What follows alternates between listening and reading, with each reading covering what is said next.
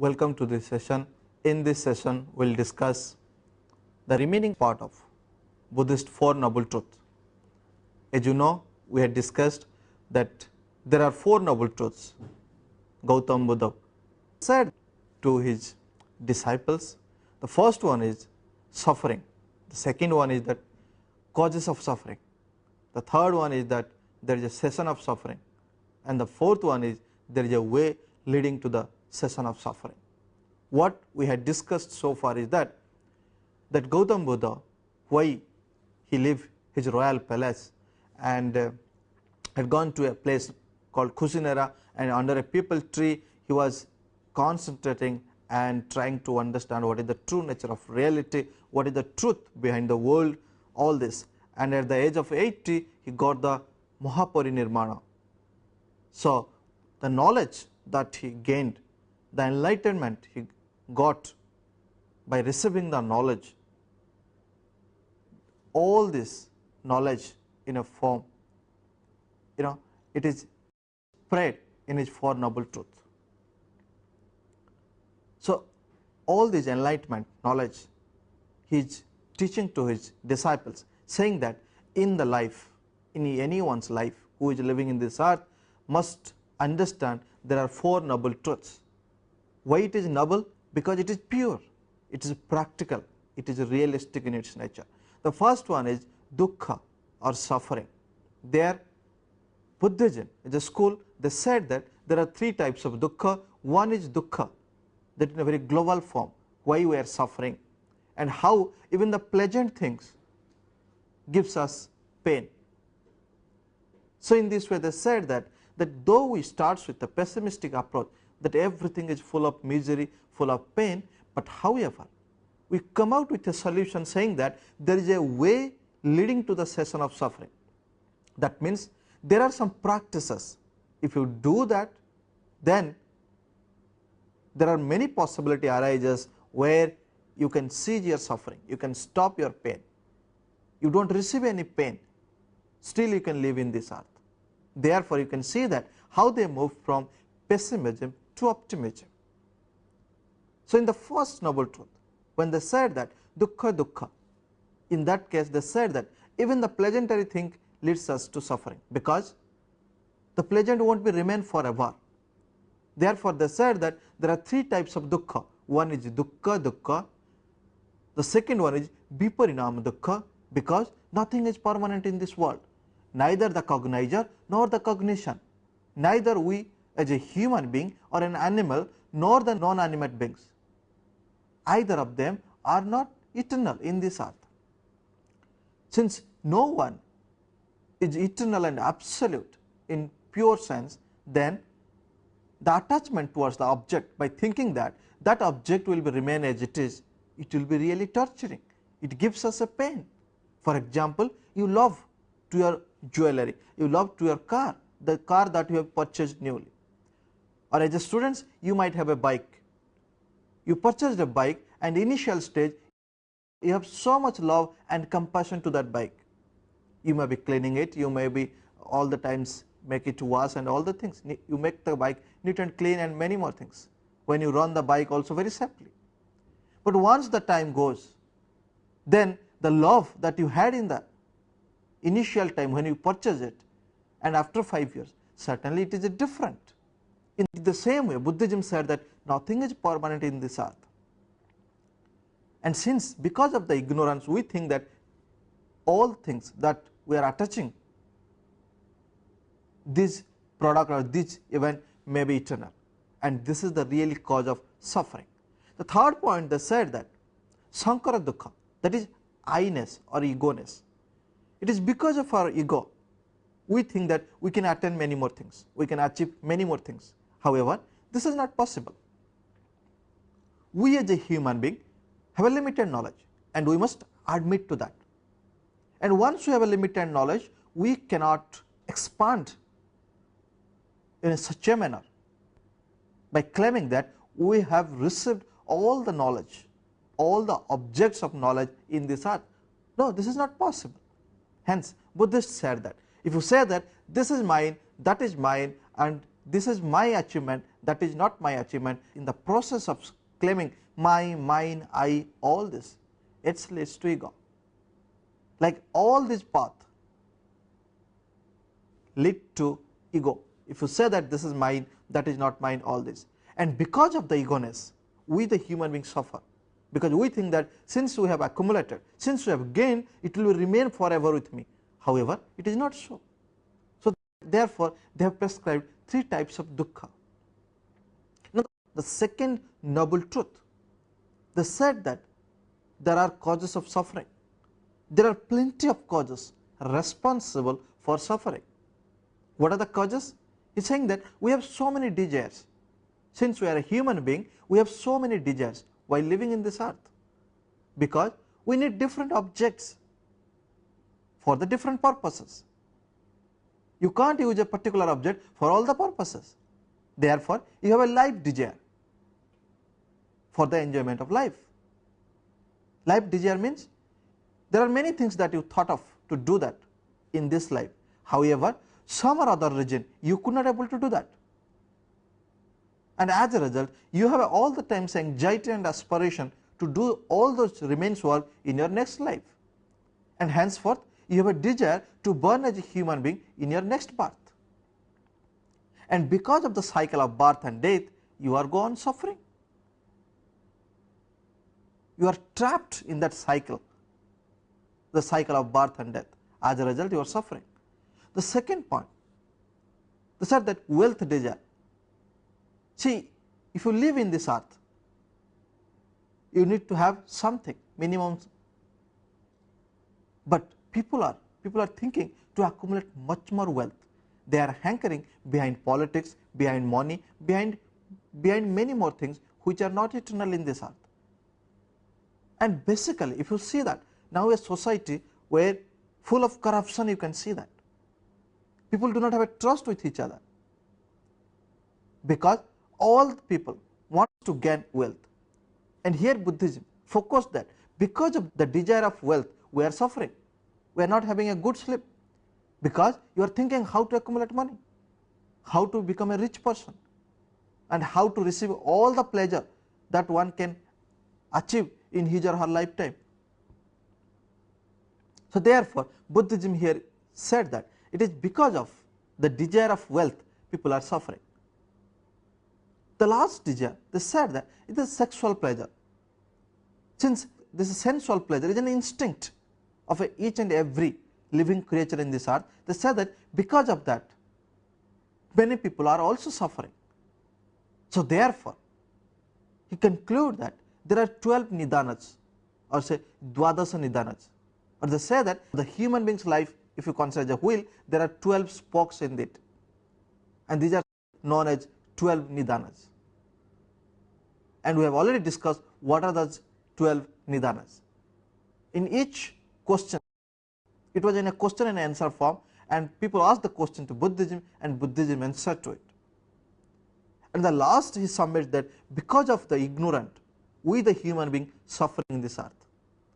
And if we can identify what are those regions, as a result we are desiring for our worldly pleasure, then possibly we can stop that region, we can control that region. As a result, suffering won't be comes to us. We won't be suffer while living in this earth. However, we can live very happily and pleasant life. So this much we had discussed.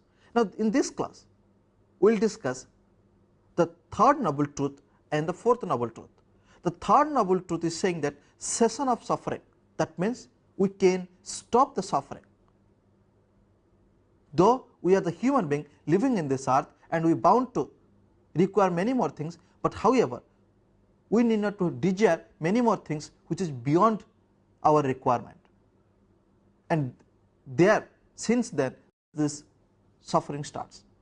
If you consider that these are my desires, beyond that I am not desiring, then you may be living happily. But if you desire more than the things that you require, then the suffering starts. In the third noble truth, he said that there is cessation of suffering. We can stop our suffering because we are a rational being. We have a reason to identify what are the causes for which you are receiving pain while living in this earth. The fourth noble truth, very clearly he said that there are ways which leads to cessation of suffering. The ways means there are some sacrifices, there are some good conduct, you have to do that in your action, in your thought, in your way of living in this earth. Then there is a possibility where you can stop the suffering and you can get the nirvana even living in this earth. So these are the four noble truths he said. Now we are illustrating the third noble truth in detail. In the third noble truth he said that we can stop the suffering. It is dukkha nirodha. This stage expresses how to arrest those earthly suffering. In this stage we can completely destroy our pains, passions, desire and love of life. What he emphasized here is that one can love himself, one can love herself as a human being. One can consider himself he is a supreme being because he has a rationality and he has a reason power to think something. He or she can take a decision on a particular issue, unlike other creatures, unlike other animals. Therefore, being a human being, you should be proud of it for your birth. But however, you need not to run behind the worldly pleasures that you may not require. What you require is that minimum standard of living or the minimum way of living in this earth that should be happy for you. You need not be bothered that how you can accumulate more money, how can you accumulate more wealth, how can you enjoy the whole life at your best possible way. No. If you do that, then the suffering starts. So therefore they say that if you do not desire for all this, if you realize that all these things are temporary, nothing is permanent, and because of your desire you are attaching to different objects for different purposes, and henceforth suffering starts. He is saying that if you understand this theory as such, then probably you may not attach to the objects in a very close way so that you can suffer in your earthly life. Therefore saying that one should not love his or her life such a passionate manner that if anything happened he or she will suffer for that. For example, now one person thinks that he or she wants to live for 100 years, but somehow other reason he falls ill in the age of 60 or in the age of say 45. So then he started thinking, I may die, my body won't be fit enough to survive, many more things. So therefore what happens, once you are ill you are receiving pain. In addition to that, mental pain also you are receiving by thinking that you will be dead soon or your death is inevitable. If you thought that, then again suffering will be getting double. Thus he said that one should not have so much passionate to his or her life. However, one must feel proud of himself or herself by claiming that he is a human being and he is getting born in this earth for doing good for the others, for doing some good actions where the society will get benefit as well as himself. He will get benefit or she will get benefit in a sense that he or she will be considered as a good human being, will be considered as a true citizen in a particular community or a particular country. So this is the way one should look his or her life. The third point they said, this subject of this noble truth is the elimination of sorrow. That means if you can realize what is your desire and why you are suffering pain, then you can think of to work on it so that there is a possibility where you can eliminate your sorrow. The metaphor has used by Buddhists, it is very beautifully used, said that as water leaves from the petal of the lily, sorrow leaves from a person. If you see the lily flower and see the petal of lily flower, how smooth it is. Suppose there is a drop of water you put on the lily petals, and slowly the drop of water will be going down and the petal of lily will be looks as it is with a brightening and having good smell. If this is the case, he is saying that if you can identify what is your desire and why you are desiring for, and why are you so much clinging to the objects of the world, then you can eliminate, you can control your pain, you can control your desire, so that you won't suffer in this earth. So this is the example they have given, like as a water comes out from a petals of a lily, the sorrow also comes out,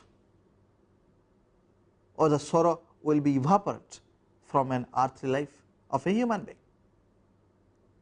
The last point, he said that dig out the root of desires so that it may not harm you time to time.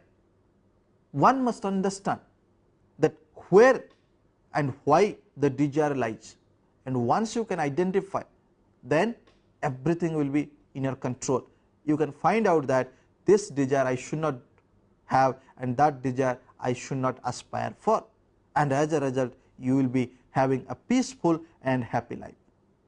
So therefore, as a human being, as a rational and having a reason power, you must find out why you are suffering.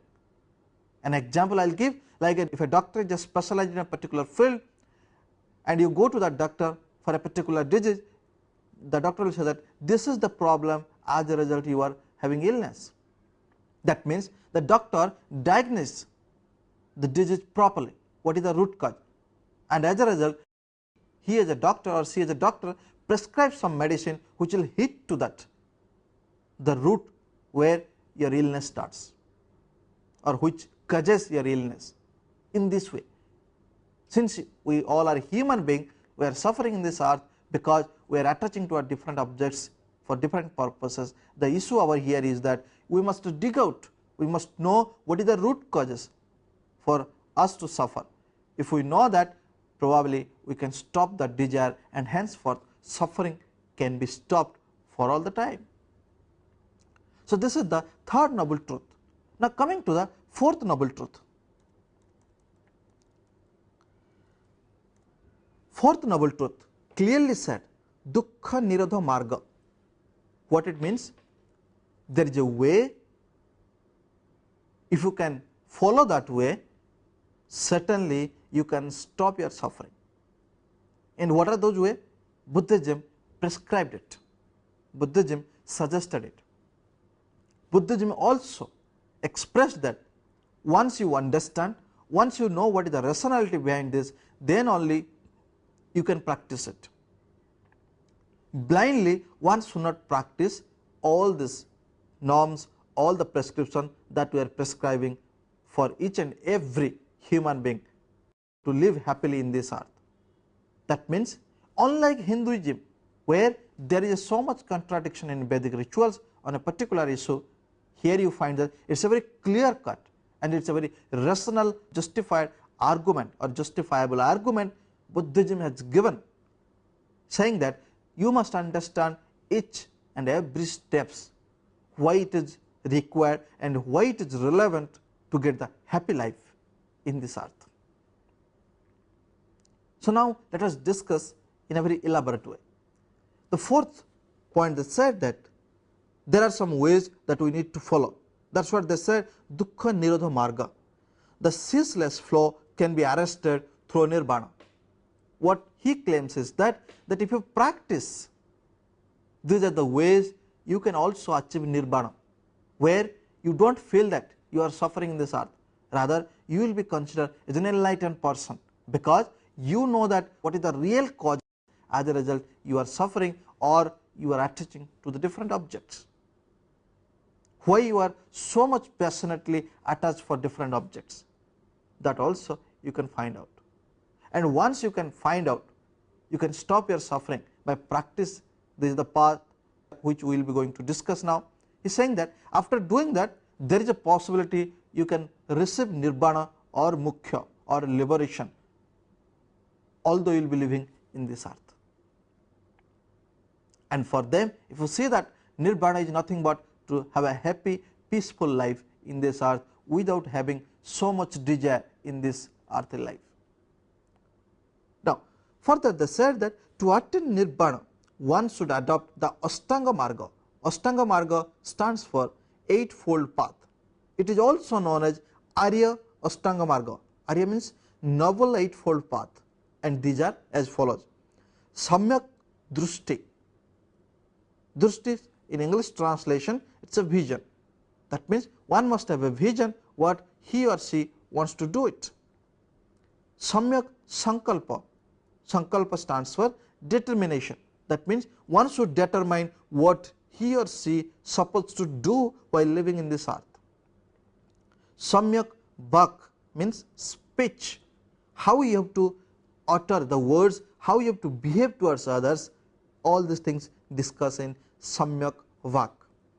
Samyak karmanta, it states about the action one should do while living in this earth. Samyak ajiva, that means how one should earn the livelihood while living in this earth. Samyak vyayama, vyayama means one should not born with all the skills, however one require some effort to do certain things, and in this stage they said that what effort one require while living in this earth to stop the suffering. Then Samyak smriti, memory, how memory become a responsible element to get rid of suffering. Now the last point is Samyak samadhi, it is a concentration. As you know that in many cases whenever you try to do some action, initially you think that you are concentrating on it, but within a very little time your concentration was not there in that point, your mind is thinking in some other things. As a result you could not able to do that work particular. An example I will give, as a students you might have faced the situation in many occasions. Whenever you are reading to a book, a passage, suppose say page number 1, 2, 3, 4, 5, the page number 1 you have determined that you are studying it because source origin. Once you start reading, the first passage you have understood completely because your concentration is very focused there. Now the second passage, when you started reading, you find that you cannot understand because once you complete the first passage, your mind was thinking something either about the past which you had enjoyed the time or something that you want to do in future as well. So therefore your concentration is no more in that second passage of that page. As a result, whatever you read, you cannot understand it, though your eyes are looking to those letters, but your mind is not focusing it. Therefore you cannot understand what the passage is about, what is the significance of that passage. But you later realize that you have read the second passage, but somehow or other you cannot understand because your mind was not focused on that. So therefore Buddhism prescribes that one need to concentrate to achieve something or to attain something, and one also need to concentrate to identify what is the root desire. As a result we are attaching to the different objects, henceforth the suffering is continuing. Thus as you can see that why he has given concentration is a very prominently, they said that memory is also plays a part of role, concentration is equally important to given a focus when you identify what is the root cause of your suffering. Now let us discuss this eightfold path in a very elaborate way, so that it helps you to understand what Buddhist ideas behind this in each steps, and why Buddhism prescribes to an individual that one must understand its steps and practice one after another, and the last one can receive nirvana if he or she practiced all this in a very carefully and meticulous way.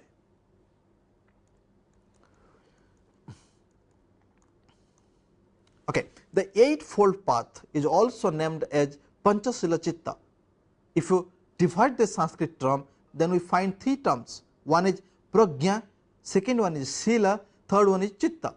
Prajna talks about knowledge, that why one should have some knowledge in this earth.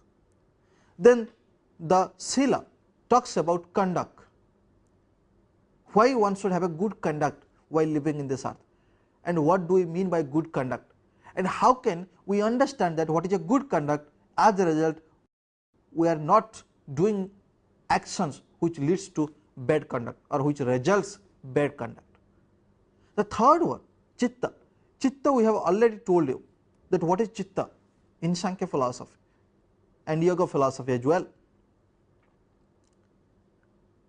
Now chitta here is a concentration, and why concentration is required for a human being to identify what is the root cause of his or her suffering and how to get liberation from that suffering, how to eradicate the suffering while living in this earth. Therefore, there are three elements you find in this Panchashila Chitta. One is pragya, stands for knowledge, shila stands for conduct, and chitta stands for concentration. Pragya, in a very elucidately, it said that in this case destruction of sensual pleasure and ignorant tendencies can be identified. Pragya talks about the destruction of sensual pleasure and ignorant of tendencies. That means we have ignorant tendencies. In all human beings have ignorant tendencies some or other form. We also seek for sensual pleasure as well.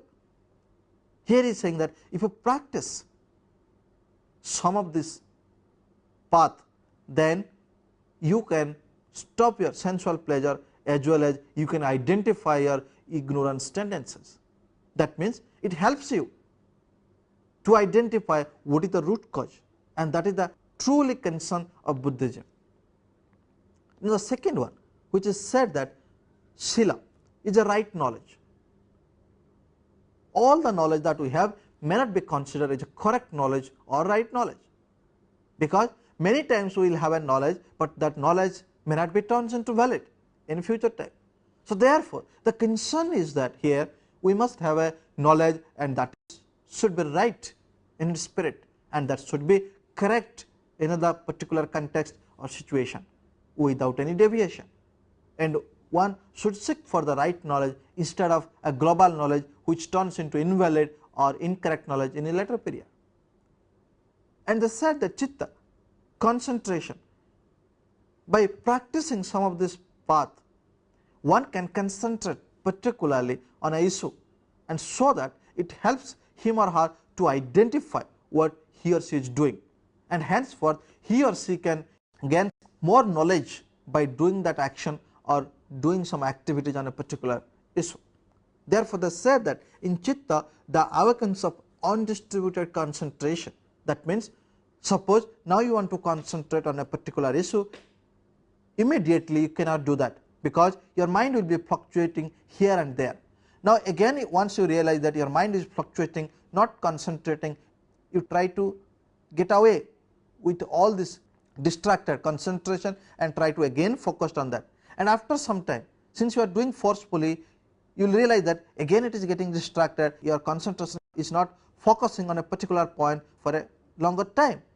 Again then once you realize that, again you bring that distracted concentration to a particular point and focus in a particular point, and it is very difficult. It never happens overnight. However, one need to practice continuously with having a determination, saying that I as a human being, I can identify what is my root cause of suffering. As a result, I can refrain from all the suffering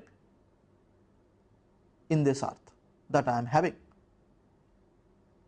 Therefore, you can see that how beautifully Buddhism prescribes some kind of rational arguments, some kind of rational path where one can receive his or her nirvana or mukhya even while living in this earth. Therefore, they said that the 1 and 2 deals with pragya, where you can destroy your sensual pleasure and ignorant. In the previous slide, we said that there are eightfold path, and this is also known as Arya eightfold path. Therefore, I am saying that out of this 8, the first and second deal with pragya, third, fourth and fifth deal with sila. That means by practicing that you can receive what is right knowledge, so that it helps you to discriminate from right knowledge to wrong knowledge, or say correct knowledge to incorrect knowledge, or say valid knowledge to invalid knowledge. It helps you to discriminate valid knowledge from invalid knowledge. It helps you to identify what is right knowledge and what is not right knowledge, and further it also helps you to identify which knowledge will be correct on and how it is different from incorrect knowledge.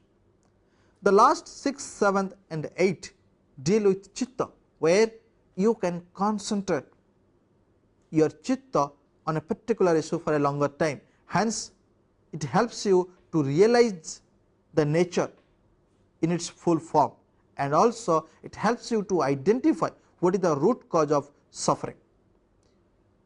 Now, if you see this eightfold path, from 1st to 5, it deals with ethical issues of an individual, and the remains 6, 7, 8 concern on the psychological aspect of a human being. So now you can see that this is the eightfold path, starting with samyak drishti or samyak vision, ends with samyak samadhi. This eightfold path is divided into 3 parts. One is prajna, sila, chitta. In prajna, you can realize what is the sensual pleasure, how you can stop your sensual pleasure, as well as ignorant tendencies. In sila, you can also realize what is the right knowledge that you need to achieve or attain, and you should not bother about what is incorrect knowledge.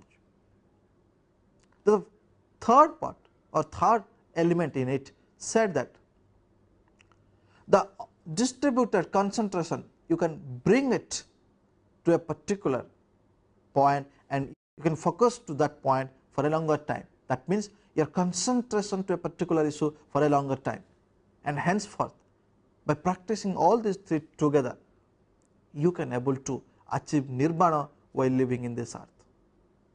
So in this way, Buddhism prescribes that one should practice eightfold path. They said that noble eightfold path, and once you practice this noble eightfold paths, then certainly you can achieve liberation while living in earth as well. Now, we will be discussing in details that what are these steps and what Buddhists mean in these steps, and how one should look these steps without having misinterpretation to it. The first step, they said that samyak drishti or vision, said that proper understanding or grasping of 4 noble truths is known as right vision. What is that? He is saying that once you determine that you want to achieve liberation, you want to free from the suffering or earthly misery, you must understand what are these 4 noble truths and what are the importance of these 4 noble truths. As a result, you have a right vision to that. The second point, they say that the relation between world and the self. Self, we are a human being, and world, where we find different objects. The issue over here is that we as a human being, we are attaching to the different objects for different purposes. Here he is saying that is the samyak drishti, right vision, helps you to identify why we need different objects at all. Is it for our own pleasure, or it is our more than our requirement, or it is just barely requirement we need it. So here is the right vision, helps you to identify what should be a desire and what should not be a desire, how far you should attach to an object, and in which point you should not have so much belongingness towards an object. This he means right vision. Third point clearly said that comprehending the real nature of objects is said to be the right vision. We as a human being, because of the ignorant tendencies, we identify an object not as it is, rather it is in a different form or a different name. But it is our practical responsibility, since we have a reason and rationality power, we can identify an object with its true nature. Henceforth, we can able to react to that object accordingly. If you identify a table as a desk, then your approach to that desk or the table will get different. and as a result you started suffering. If you cannot able to identify which will be useful for you, which objects are not useful for you, then your attachment toward the objects, both useful and non-useful, will be same. Therefore, it is the right vision which helps you to identify what are the objects we should attach with and what are the objects we should not attach with. The second marga, they said that samyak sankalpa or determination. In this case, Buddhism expresses that we must determine to find out the root cause of suffering which entertain the ill will and contemplate attachment to sensual pleasures. He is saying that we must determine to do something. Until unless you do not determine yourself, whatever work you do, it will go in a van, because you do not know what you want to do. You might be knowing as a student. In many cases, there are situations you do not know what you want to do, but somehow or other you are doing it. You do not know what is your aim. You do not know what you want to do, how you want to see after 10 years of your studies, but somehow or other you are studying, somehow or other you are appearing exam. So what happens here? Since you are not determined in which path you are going and what should be your aim and objectives, what are the work you are doing, certainly it is not very purity. The work never gives you a good result, because your clingingness to that object, your association to that object is not very clear. Therefore, any action you do, it may go in a vague form. Henceforth, Buddhism said that if you want to achieve the liberation, if you want to live happily and peacefully in this life, then you must determine yourself, saying that I must find out why it is my desire. Therefore, he is saying that one must also determine to understand the Four Noble Truths and also practice the Eightfold Path very meticulously. That should be one's determination. Without you determine anything, without any determination, anything that you do may not be a very purposefully. It will not be comes out as you are expecting. The third point, they said the Samyak Bhak speech. Here he is saying that we as a human being, we must proud of us that we have a reason and rationality. We can take a decision on a particular issue unlike other creatures. We have emotions, we have a fellow feeling, we have a benevolence, we have many more attitudes, we have many more quality like empathy, sympathy, unlike other creatures. Therefore, it is said that whenever we speak to others, whenever we utter sentences for others, we should not use some bad language. We should not use our language such a manner that it hurts others. If you do so, neither your mind will be pure nor the other side person who will be listening to you will be happy. He is saying that without hurting others also you can speak some good language where you will giving an opportunity that person to rectify himself or herself by clearly identifying what mistake he or she has done. Therefore, if you see that some of the council Buddhist people have organized in a different manner, they said that in this council we will be judging whether you are practicing all the ritual sacrifice we have already prescribed for and how far your practice will be valid. So, some of the council they have organized to identify whether the Buddhist monk practice are in a correct way or not, whether Buddhist monks are practicing all the rituals prescribed in Buddhism in a correct way or not. So, they also find that there are many people who are not practicing the correct way. However, they are not using any language which hurt the Buddhist monk. Rather, they guided the Buddhist monk that these are not the practice, these are the practice. If you do that, then this is the result. If you do this, then this will be the result. It is a very convincing way, it is a very rational way to justify somebody that this is the practice, we term that as a good practice, and this is the practice certainly won't result a good fruit. So, in this way he is saying that one should speak very, very politely and very, very decently in his or her language. We should not speak untruth, we should not lie to others. That should be the determination. Avoid criticism. What they said that we as a rational being, we can criticize others. He is saying that criticism is welcome. However, in your criticism you should not put such a word that it will hurt others. However, there is a positive criticism always encouraged, not the negative criticism which results a very uncomfortable relation between two people or among a group of people. Further, they said that every man should avoid bad speech. We should not speak, we should speak in a very polite way, we should convince them what is good and what is bad. Now, samyak karmanta, samyak conduct. In this case, he said that one should also rectify his or her action so that he or she can realize what is good conduct and how it is different from bad conduct. Therefore, in this stage also it is very, very important to achieve nirvana while living in this earth. In this stage, Buddhism said that good conduct is an indispensable element to receive a happy life in this earth.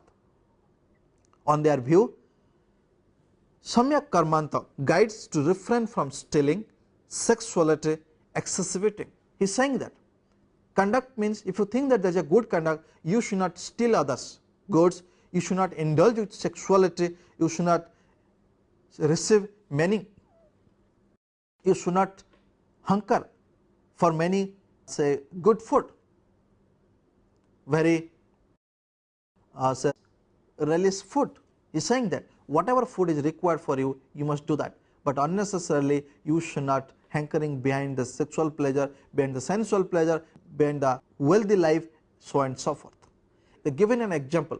In family, parent should take care of their children and children make themselves noble by serving their aged parents. Then further said that in a student-teacher relationship, they said that the students should respect their teachers, study hard and fulfill their needs, whereas a teacher should behave them lovingly and must specifically make the society happy by doing certain good practices. What is a good conduct? Explain here, Buddhism explains here. He is saying that parents love their children and make them to grown up. How beautiful it is. And when the parents receive their old age, it is the responsibility of the children should also behave properly, should also take care of their parents. So therefore, this is the way one should build up the conduct. One should behave like a responsible citizen in this earth, responsible human being in this earth. Like a student-teacher relation, you said that a student's duty is to respect to the teacher and also study hard, work hard, understand the concept, many more things. And in the other side, it is the teacher who should love their students and guide them whenever they find difficulty and also helps them to progress in their life. So in this way, conduct in both sides should protect it, and this will be stands an example as a good conduct for others. As a result, one should practice what is good conduct. This is well established and well convinced by Buddhism to their followers. Now, Samyak Ajiva. Samyak Ajiva said that livelihood, one can earn his livelihood, but not by stealing, not by selling wine, not by selling weapon, and so on and so forth. You must identify that what are the things you require for your livelihood, how you can earn your livelihood, but you should not indulge with a bad practice like selling wine, selling meat, or selling weapons and doing some unethical actions. So therefore, earning livelihood is good practice, but certainly you are not indulged with the action by the sake of earning livelihood. You are doing some kind of unethical practices like stealing, like trading weapons, and so on and so forth. So in this way, if you find that Buddhism are not believe in the extreme sense, rather they believe in the minimal sense where one should seek happy life instead of searching for worldly pleasure and wealthy life. Therefore clearly said that it means, that means samyak livelihood, it means earning one's bread and butter by right means. Without it, right activities cannot be practiced. However, one should not indulge with trading weapons, meat, animals, wine, etc. The next point, they said that samyak vyayama is an effort. One must have an effort to do things. If you are determined and you are not putting your effort, that means you are nowhere, you are not doing anything. All your thoughts remain only in thought, not in practice. So therefore, one need not only to determine himself or herself to do certain actions, but also to do effort to do that, because all human beings do not have a skill to do the same actions for religiously or meticulously. So therefore, to do a particular action, since majority of human beings do not have a skills to do that, they need to do some effort to do that. So effort is also here is an equally important part to achieve the liberation while living in this earth. Here is said that in this point Buddhism said that put your effort to stop bad impressions and avoid bad feelings. It includes self-control, negation of sensuality, stopping bad thoughts, concentrating the mind upon universal welfare, in specific a conscious effort to filter the evil thoughts. You should not entertain any evil thoughts, neither you must have a bad feelings towards others. One should have effort to do that, one should have effort to able to do all this. So therefore here effort is also is an equal important aspect to achieve the liberation or happy life in this earth. Now Samyak Smriti and Samyak Samadhi, the last point, as you can see that Samyak Smriti, last to last point, that memory also plays very important role to achieve peaceful life. He said that control your mind from the repeated fluctuation. In this stage the sense organs can be controlled. It results in abandoning the passions and elimination of pain. He is saying that if you concentrate, you can able to realize the true nature of object, and once your concentration is very pure, that means your mind is not getting fluctuate. You could able to realize the true nature of that object, and henceforth it helps you to identify what is the real cause responsible to make you to have many more desires while living in this earth, and also because of that desire you are attaching so passionately towards the different objects. The last point, they said that Samyak Samadhi is a concentration.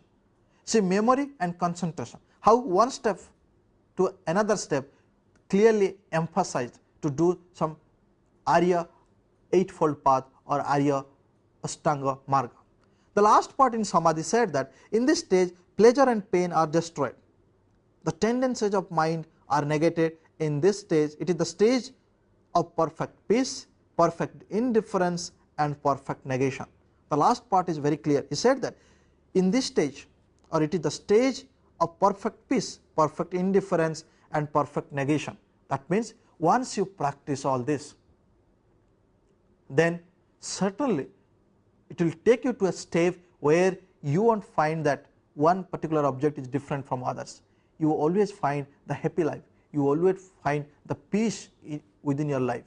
So therefore you won't have so much desire toward the different objects, because you already realize what is the true knowledge, what is the right knowledge, and how you have to receive happy life in this earth without not clinging to the different objects in this earth. I hope now that by practicing once, the edge Buddhist said that dukkha or sorrow is completely destroyed and nirvana can be attained. As we have discussed the eightfold path, it will help you to understand what Buddhist ideas behind this and how one should practice all this eightfold path to receive nirvana even in his or her present life. Thank you.